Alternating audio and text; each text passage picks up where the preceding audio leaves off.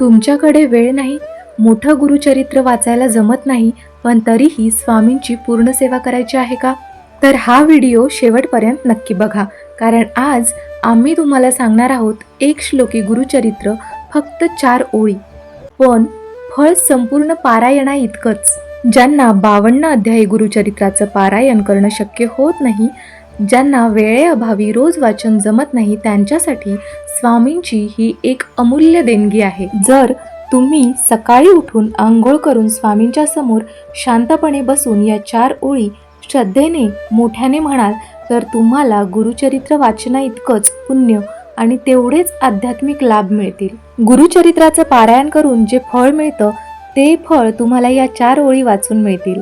त्या ओळी अशा आहेत: दत्तांचा अवतार झाला कलियुगी श्रीपाद पीठापुरी, त्यामागे दुसरा नृसिंह सरस्वती करंज ग्रामांतरी, तीर्थे हिंडत पातला भिलुवाडीची ये संगमा, तेथुनी मठ गाणगापुरी वसे वारी दिनांचे श्रमा.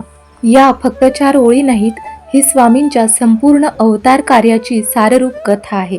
दररोज श्रद्धेने म्हणा, मन शांत होईल, अडचणी हलक्या वाटतील आणि स्वामींची कृपा तुमच्यावर राहील. हा श्लोक जतन करा, स्क्रीनशॉट घ्या आणि उद्यापासून रोज म्हणायला सुरुवात करा. श्री स्वामी समर्थ.